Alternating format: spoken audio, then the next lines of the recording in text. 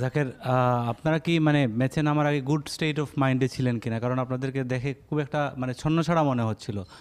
এই উত্তরটা একটু জানতে চাচ্ছি আর কি। না, আমরা তো গুড স্টেট অফ মাইন্ড বলতে ভালো না করলে তো অনেক কিছুই মনে হবে, কিন্তু যেটা বললাম যে পাওয়ার প্লেতে টু মেনি উইকেট লুজ করলে আসলে বড় স্কোর করাটা খুবই ডিফিকাল্ট হয়ে যায়। তো আমরা চেষ্টা করেছি, আমি পাটোয়ারি যতটুকু নেওয়া যায়, বাট যদি হাতে উইকেট থাকতো তাহলে হয়তো আরও বেশি রিস্ক নেওয়া যেত। তো এই আর কি।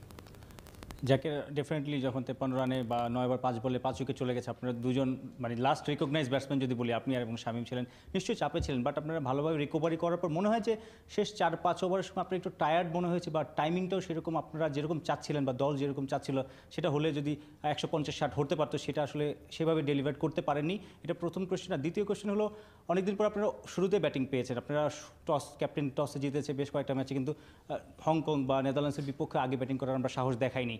আজকে যখন প্রতিপক্ষ ব্যাটিংয়ে দিয়েছে, মনে হয়েছে যে অভ্যাসটা কম বা একটু চাপে পড়ে গেছে সেই কারণে? না, যেহেতু একটু গরম ছিল স্বাভাবিক, আর মাঠে এটা এক সাইডে উইন্ড একটা ফ্যাক্ট থাকে, তো দুই সাইডে এই মাঠে মারা যায় না, তো বেশি সিঙ্গেলস খেলতে গেলে অবশ্যই একটু টায়ার্ডনেস আসবে।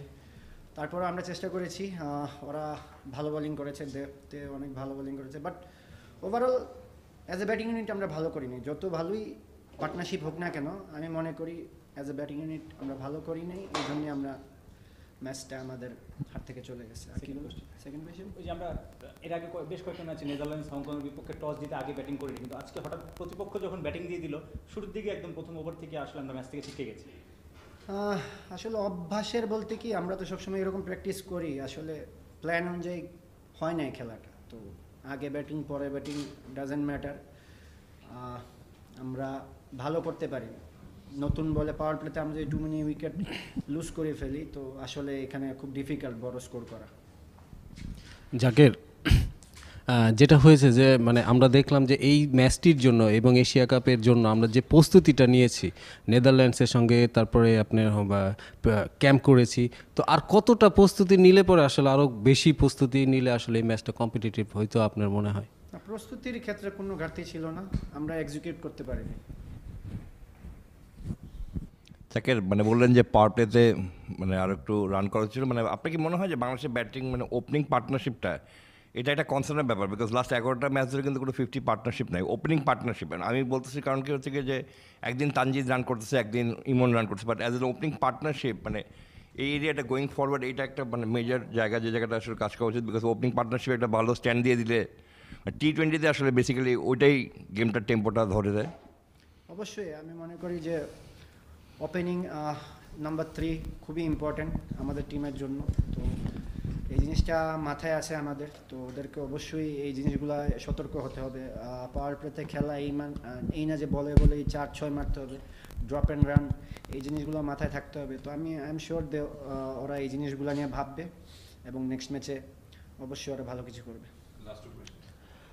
জাকির, তাসকিনেরটা কি টেকনিক্যাল মুভ ছিল কিনা এটা একটা ব্যাপার, আরেকটা ব্যাপার হচ্ছে যে আপনি বারবার বলছিলেন যে পাওয়ার প্লেতে ভালো ব্যাটিং হয় না, মানে এটা এমন না যে আমরা শুধু উইকেটটাই হারাইছি, মানে তারা যতক্ষণ ছিল ততক্ষণ স্ট্রাগলও করতে দেখা গেছে। আপনি পরে ব্যাটিংয়ে এসেছেন, আপনার কি মনে হয়েছে মানে ওই সময়টা তাদের কী হয়েছিল? 5টা-6টা বল খেলার পরেও তারা ওইভাবে মানে ব্যাটে কানেক্ট করতে পারতেছিল না, এটা কি মানে কী হয়েছিল বলে আপনার? এটা তো তারাই বলতে পারবে যারা ফেস করছে, বাট আমার কাছে মনে হয় যে আমরা আরেকটু প্রপার প্ল্যান, আমরা যদি আরেকটু টাইমিংয়ের দিকে মনোযোগী হতাম অ্যাজ এ ব্যাটিং ইউনিট শুরুর দিকে, তাহলে মনে হয় ভালো হতো।